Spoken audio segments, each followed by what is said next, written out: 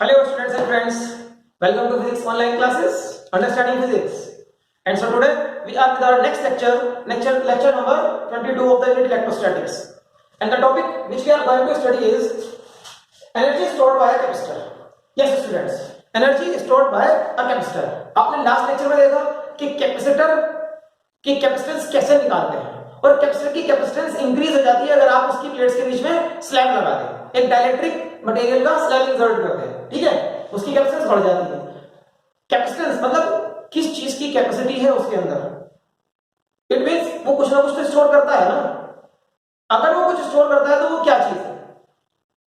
Correctly speaking, एक capacitor electrical energy को store करता है। हम कह देते हैं कि capacitor stores charge. Yes, charge भी स्टोर करता है, लेकिन अगर आप देखें ओवरऑल चार्ज प्लस क्यू एक प्लेट पर माइनस क्यू दूसरी प्लेट पर, उसका ओवरऑल चार्ज जीरो हो जाता है, ठीक है। बट उन दोनों प्लेट्स के बीच में क्या है? Electric field. वहां पर in the form of electric field it stores electrical energy. वहां पर वो इलेक्ट्रिकल एनर्जी स्टोर करता है। सो स्टूडेंट्स, एक कैपेसिटर कितनी एनर्जी स्टोर करता है उसका भी हमें फॉर्मूला ड्राइव करना है। So we will begin the derivation for capacitor for energy stored by a capacitor.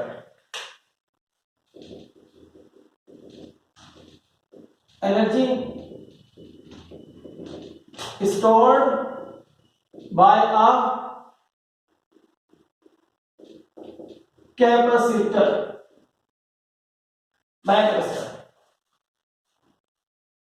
Now suppose we are having a capacitor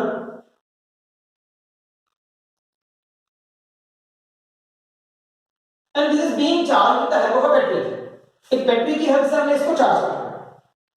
तो बेटा बैटरी लगा लेते हैं। ये रहा ये हमारी बैटरी। बैटरी तो मालूम है ना, 10th क्लास से तो पढ़कर आए हो इलेक्ट्रिसिटी का चैप्टर।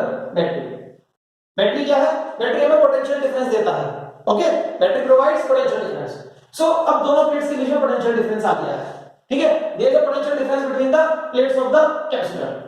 और बैटरी करंट देता है। करंट मींस चार्ज प्रोवाइड कराता है। बैटरी चार्ज प्रोवाइड कराता है। Current what is current? 10th class में तो पढ़ा है आपने। Electric current is the flow of charges. Flow of charges electric current होता है।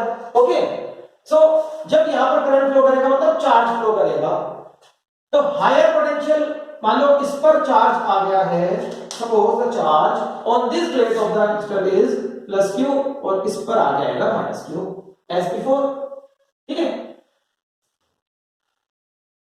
Now suppose the capacitance of the capacitor is, इसकी कैपेसिटेंस C है और अभी इस टाइम पर at this instant, at this instant इसके ऊपर इसकी प्लेट्स के बीच में पोटेंशियल डिफरेंस है V,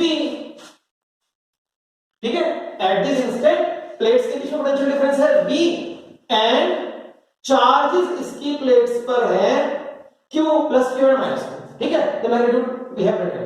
सो अभी इस इंस्टेंट पर ये सिचुएशन है। This is the situation at an instant, मान लो at a given time t, at an instant t। Okay, ये अभी सिचुएशन है। अगर ये सिचुएशन है तो आप इन तीनों q, v और c को कैसे रिलेट करोगे? कैसे रिलेट कर सकते हैं? For this capacitor we can write q is equal to cv। q is equal to cv लिख सकते हैं ना, ठीक है। So for the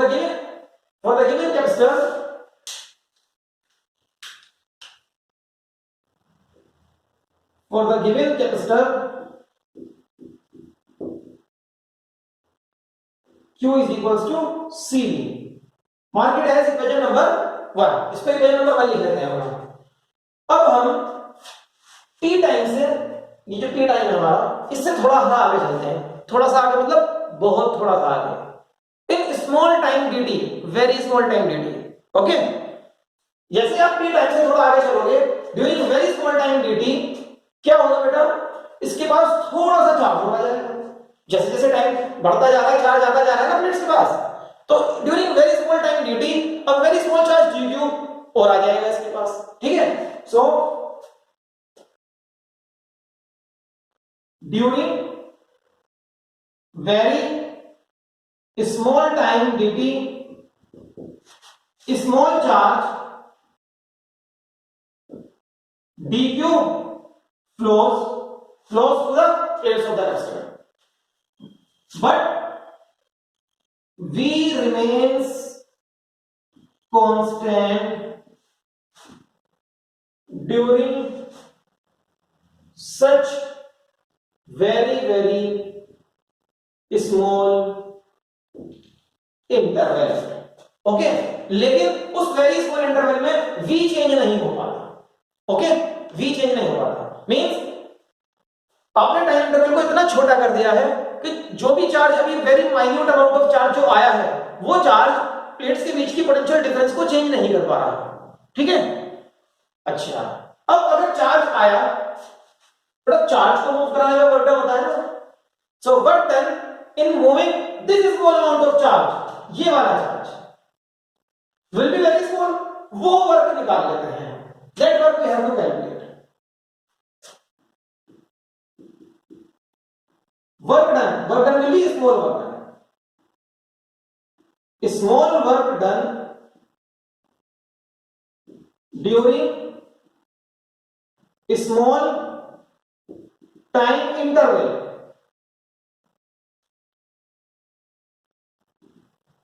in moving charge dq is given as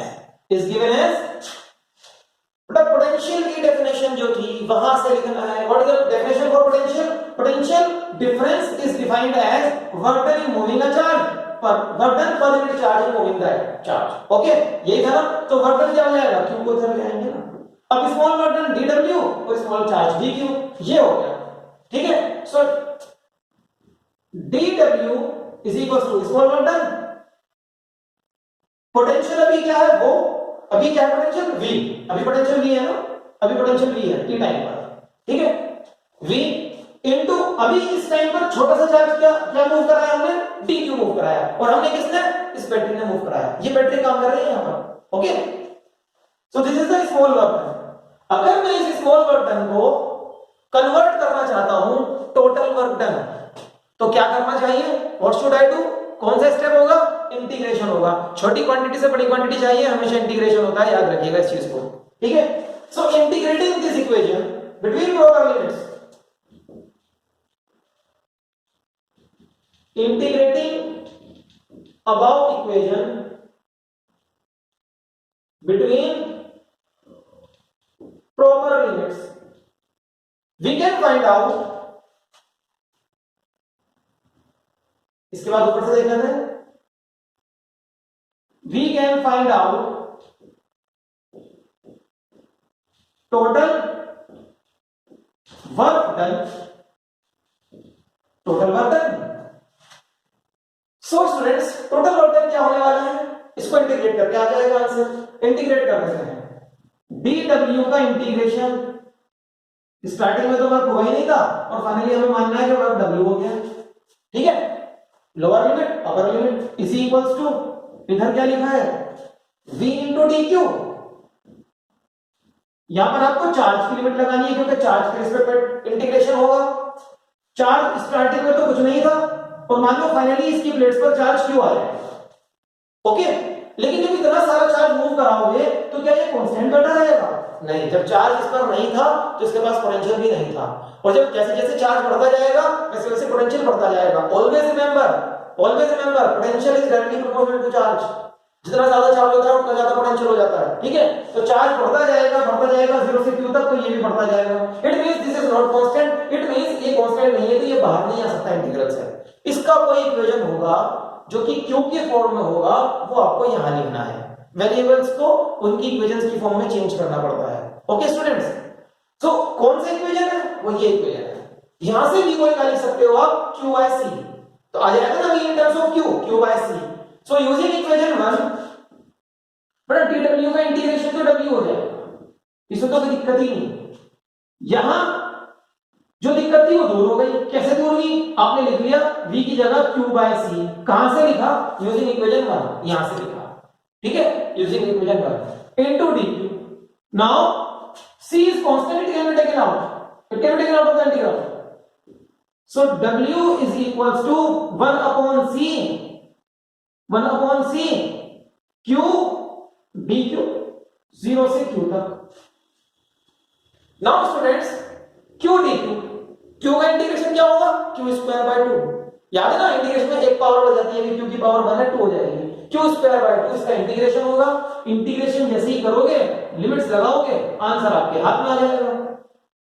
Q square by 2, limits है मेरी 0 से क्यू तक। Now what the rule, upper limit minus फिर लोअर लिमिट, कर देते हैं इसको भी, upper limit minus lower limit. तो work done is equals to 1 upon C, upper limit लिखोगे क्यू की जगह q square by 2 minus q की जगह 0 स्क्वायर बाय 2, तो ये 0 स्क्वायर बाय 2 तो 0 रह गया।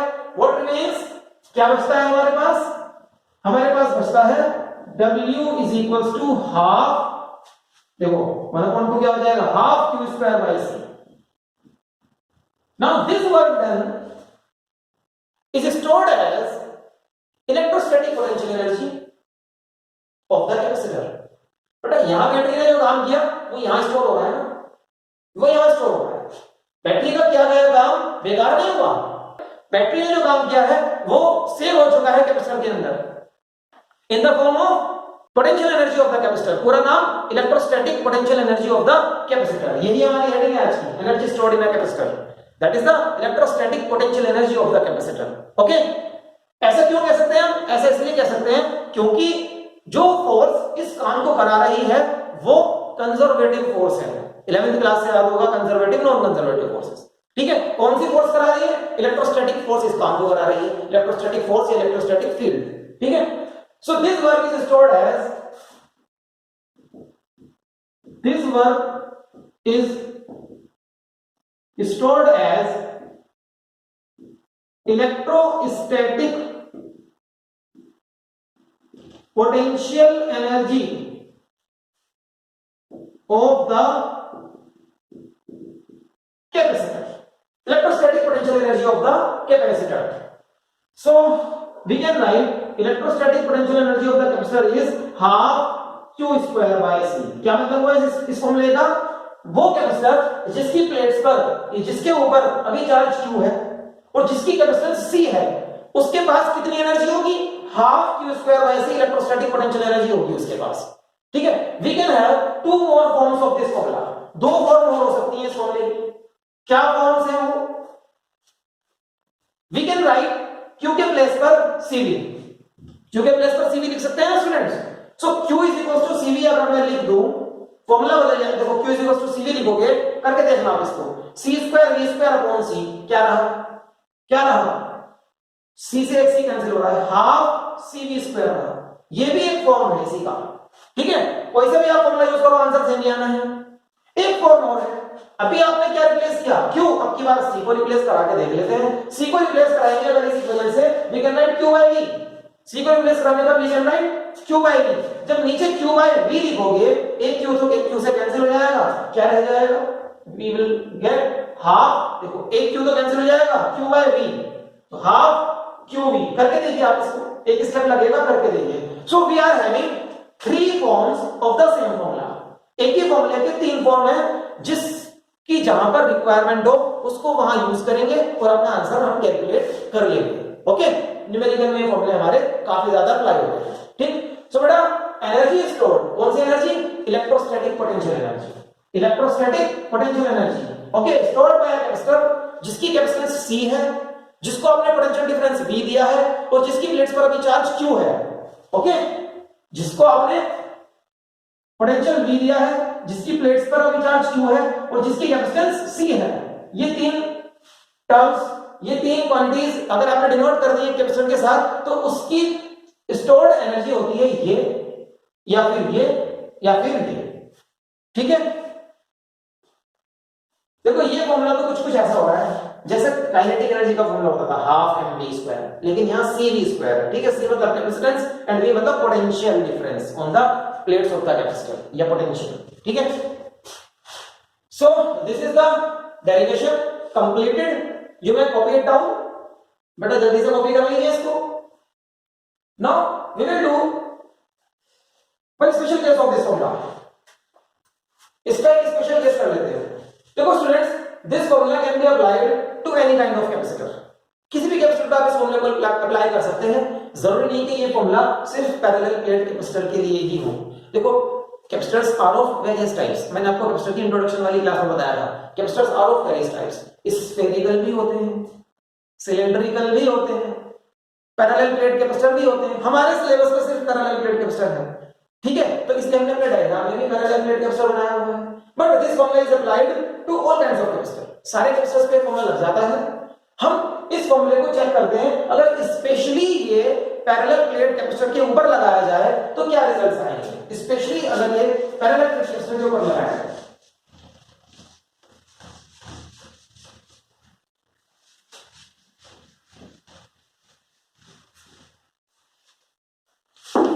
Now we can write this special case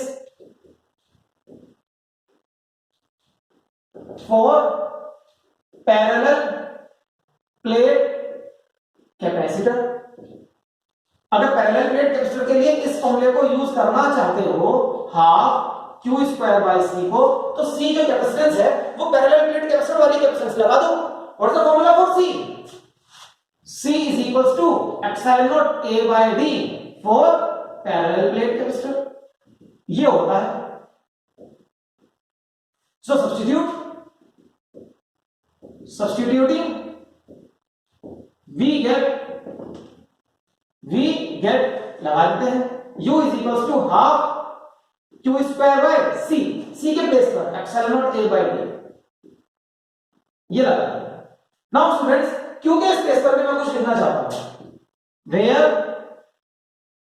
Q is equals to if surface charge density is sigma, इसकी प्लस सिग्मा इसकी minus sigma, sigma is equals to Q by A, तो Q is equals to sigma into A, sigma into A यहां लगाने वाले हैं, half sigma into A करोगे तो sigma square A square upon epsilon not A, और denominator का denominator कहां जाएगा, न्यूमरेटर में जाएगा, या न्यूमरेटर में, ठीक है। ये मेरा फॉर्मूला बन गया पैरेलल प्लेट कैपेसिटर की एनर्जी के लिए, एनर्जी स्टोर्ड। अभी थोड़ा सा और सिंपलीफाई कर लेते हैं इसको, एक ए से एक आंसर हुआ, U is equals to half sigma square upon epsilon naught AD को मैं एक साथ लिखने वाला हूं, AD। क्यों? आइडेंटिफाई करो what is AD। A is the area of each plate ना, and what is D? D is distance between the two plates। याद है ना पूरा डायग्राम, ये था पूरा डायग्राम।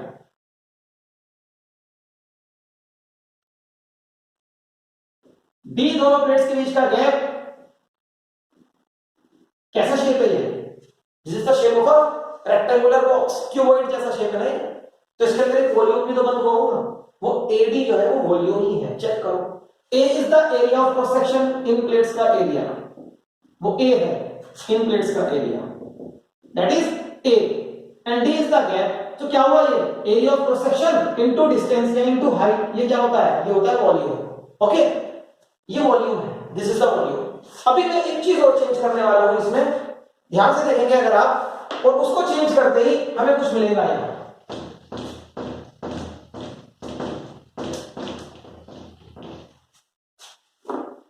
फिलहाल फॉर द मोमेंट ये फॉर्मूला अभी मेरे पास potential energy for the parallel plate capacitor का फॉर्मूला है, okay, for the parallel plate capacitor. अभी इसी स्पेशल केस में कंटिन्यूड है हमारा energy density. Energy density, now what is energy density? Energy density क्या होता है? अब एनर्जी को, जो एनर्जी स्टोर्ड है इस कैपेसिटर में, वॉल्यूम से डिवाइड कर दो, एनर्जी डेंसिटी। बेटा मास को अगर वॉल्यूम से डिवाइड करते हैं तो क्या आता है, उसे बोलते हैं मास डेंसिटी, जिसे हम नॉर्मली डेंसिटी बोलते रहते हैं। ऐसे अगर एनर्जी को वॉल्यूम से डिवाइड करोगे तो क्या आएगा, एनर्जी डेंसिटी। तो क्या आएगा, एनर्जी डेंसिटी आएगा। Okay students, so energy density करते हैं, energy density divided by volume करना होगा ना, इसको डिवाइड करेंगे वॉल्यूम से, अभी करते हैं। उसको करने से पहले मैं एप्सिलॉन नॉट को स्क्वायर में कन्वर्ट करना चाहता हूं, means I will do this, half sigma square divided by epsilon naught लिखा है, एप्सिलॉन नॉट लिखा हुआ है ना, तो एप्सिलॉन नॉट को मल्टीप्लाई डिवाइड कर देते हैं, कर दिया multiply divide, okay, multiply divide हो चुका है। मल्टीप्लाई डिवाइड करते ही what is this, sigma upon epsilon naught. Do you remember this? Sigma upon epsilon naught is nothing but the electric field between the plates of the capacitor. याद आया? Capacitor के पहले derivation में ही ये बताया था मैंने आपको। So sigma upon epsilon naught is E, और उसका स्क्वायर करोगे तो क्या आ जाएगा? ई का स्क्वायर आ जाएगा, half E square epsilon not A D. Okay, ये तो अभी फॉर्मूला चल रहा है किसका? Energy stored in the parallel plate capacitor. जैसे मैं इसको वॉल्यूम से डिवाइड करूंगा, डिवाइडिंग बाय वॉल्यूम, या in other words we can say इस वॉल्यूम को इधर ले आते हैं नीचे, U by AD, energy divide by volume. AD नीचे आ गया ना, AD is nothing but volume, AD is volume, AD is volume. So formula रह जाता है मेरा half epsilon naught E square. U और AD is known as energy density, this is known as energy density. मेरे पास energy density का formula आ गया, energy density half epsilon naught E square is energy density. Learn this. Energy stored per unit volume of a capacitor is known as energy density, and the formula is half epsilon naught E square. What is E? Electric field between the plates of the capacitor. Okay, electric field between the plates of the capacitor. So energy is stored by the capacitor, and then energy density. Okay, we have completed this topic related to the energy of the capacitor. ठीक है, copy कर लो बेटा इसको। So students, next topic है हमारा related to numericals। Capacitors पे कुछ energy से रिलेटेड जो न्यूमेरिकल हमारे पास होते हैं उनको हम कैसे सोल्व करते हैं, उसमें बहुत फ्रीक्वेंट टॉपिक आता है loss of energy. Loss of energy, so the heading is loss of energy when capacitors are connected together। जब हम दो कैपेसिटर्स को एक साथ जोड़ देंगे तो होता है लॉस ऑफ एनर्जी, और वो लॉस ऑफ एनर्जी कितना होगा उसका है हमारा ये डेरिवेशन, छोटा सा डेरिवेशन है। ठीक है, इस डेरिवेशन को देखते हैं। इस डेरिवेशन के रिजल्ट को हम न्यूमेरिकल्स के लिए डायरेक्टली अप्लाई भी कर सकते हैं, और इस डेरिवेशन के करने से जो हमारा कॉन्सेप्ट बिल्ड होगा, कोई अगर न्यूमेरिकल कॉम्प्लेक्स सा न्यूमेरिकल है तो आप उस न्यूमेरिकल को इस कॉन्सेप्ट से सॉल्व करेंगे, हो जाएगा। ठीक है, अभी हम दो कैपेसिटर्स मानते हैं, मान लो हमारे पास दो कैपेसिटर्स हैं। ठीक है, कोई भी सिंबल दे दिया, कोई दिक्कत नहीं है, दो, क्योंकि capacitors can be of any shape and size. ठीक है, दो कैपेसिटर्स हैं, सपोज कैपेसिटर्स है A एंड B। इसकी कैपेसिटेंस C1, इसकी C2। अभी इसके पास चार्ज Q1 है, इसके पास Q2 है, और पोटेंशियल A के पास V1 है और B के पास V2 है potential. Okay students, so we can say initially, ये इनिशियल है, इनिशियल जब ये दूर दूर रखे गए, initially energy, initial energy of capacitors, जो इनिशियल एनर्जी ऑफ कैपेसिटर्स है वो इन दोनों की एनर्जी का सम होगा। एनर्जी का स्केलर क्वांटिटी ऐसे हो सकते हैं आप उसको, और वो एनर्जी होगी half C1 V1 square plus half C2 V2 square. Half C1 V1 square इसकी एनर्जी है, हाफ C2 V2 स्क्वायर इसकी एनर्जी है। ओके, और ये इनिशियल एनर्जी है UI। एक चीज और है, अभी इनिशियली टोटल चार्ज कितना है? टोटल चार्ज अभी कितना है? Q1 plus Q2 है, Q1 plus Q2 means that can be written as C1 V1 plus C2 V2। Total charge अभी इतना है। Okay, so I have two equations now, एक इनिशियल एनर्जी वाला इक्वेशन है और एक टोटल चार्ज वाला इक्वेशन है, and this charge will remain constant, क्योंकि ये दो कैपेसिटर्स का जो सिस्टम है ये आइसोलेटेड है। इसके बाहर क्या हो रहा है? कुछ नहीं, इसको ना उससे लेना ना इसको कुछ उससे देना। याद है ना conservation of charge, property of the charge में फर्स्ट लेक्चर 12th क्लास का फर्स्ट लेक्चर। ठीक है, so charge remains conserve for an isolated system. अभी अगर मैं इन दोनों कैपेसिटर्स को ज्वाइन करता हूं, सपोज मैंने इनको ज्वाइन कर दिया थ्रू एनी कंडक्टिंग मटेरियल, कोई कंडक्टिंग वायर लगा दिया, ठीक है, तो charge will remain constant, this charge is conserved, this charge is conserved, मतलब ये तो चेंज नहीं होगा। तो इस सिस्टम का टोटल चार्ज कितना है? टोटल चार्ज है वही जो अभी पीछे लिख कर आए हैं, C1V1 प्लस C2V2। अब ये फाइनल कंडीशंस लिख रहे हैं आफ्टर कनेक्टिंग देम टुगेदर, ठीक है, इनको कनेक्ट करने के बाद क्या होगा, ये है ना हमारी हेडिंग में। और अब इनकी कैपेसिटेंस क्या हो जाएगी, टोटल कैपेसिटेंस, या जिसको मैं इक्विवेलेंट कैपेसिटेंस भी बोल सकता हूं, इनकी कैपेसिटेंस हो जाएगी C1 प्लस C2, जिसको मैंने C लिखा है।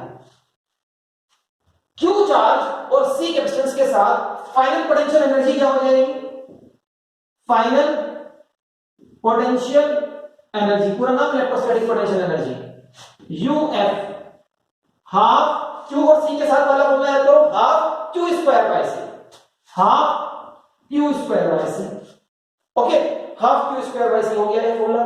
Q की जगह Q का फॉर्मूला लगा दो फ्रॉम इक्वेशन 2, Q की जगह Q का फॉर्मूला लगाएंगे C1V1 प्लस C2V2, उसके ऊपर होल स्क्वायर अपॉन C का formula C1 plus C2 using equation 3। So we have used equation 2 and 3 to write this step. Okay, यहां से यहां आने में दो इक्वेशंस का यूज करा है, यूजिंग इक्वेशन 2 एंड 3 साइड में आप लिख सकते हैं, so that you may remember, बाद में रिवाइज करते time. Now I am having final energy as well as I am having initial energy, दोनों एनर्जीज है मेरे पास, इन दोनों का डिफरेंस कर देते हैं, दोनों का डिफरेंस कर देते हैं।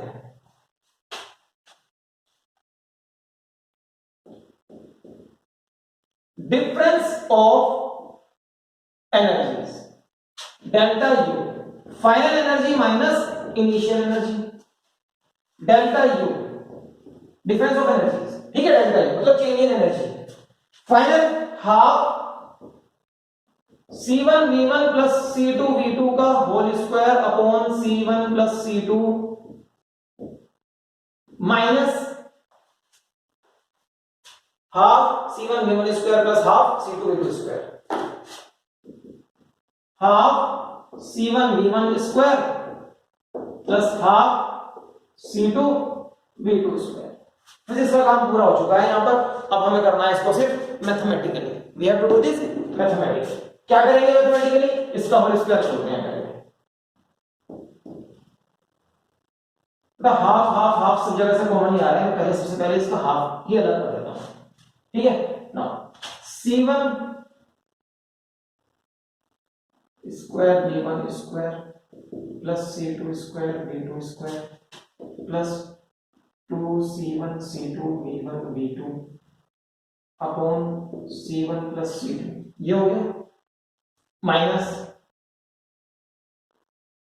C1 V1 square minus C2 V2 square. Now taking LCM, ये LCM लेना है C1 plus C2 का, delta U is equals to half C1 square V1 square plus C2 square V2 square plus 2 C1 C2 V1 V2, LCM लेंगे, minus C1 V1 square के साथ C1 plus C2, C1 V1 square C1 plus C2, फिर minus यहाँ लिख रहा हूं C2 V2 square के साथ C1 plus C2,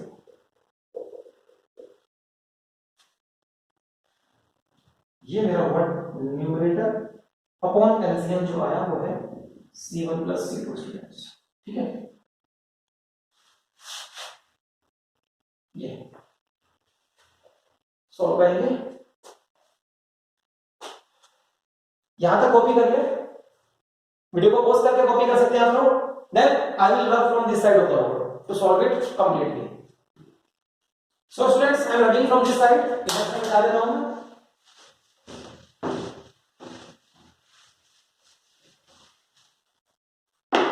hope so कि यहां पर पूरा हो जाए, कॉपी करते हैं इसको,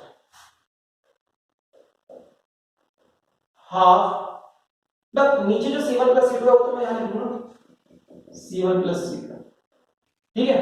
अब जो ब्रैकेट में कहानियां चल रही है उन्हें कॉपी कर लेते हैं। C1 V1 C2 V2 इन सबका square plus 2C1 C2 V1 V2 और ज्यादा करेंगे, इसे भी हटा देंगे।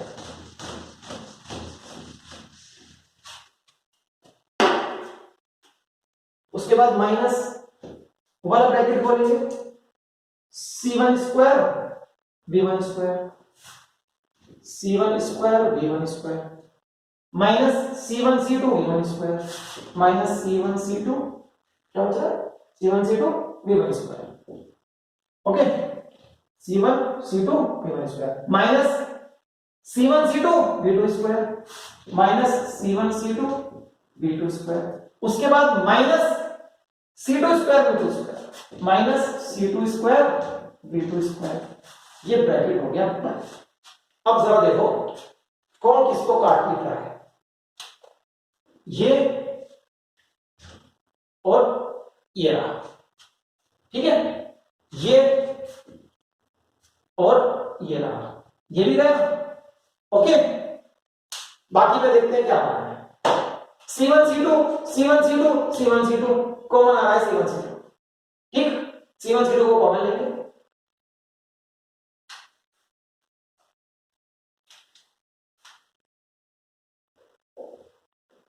हाफ C1 C2 कॉमन आ गया C1 प्लस C2,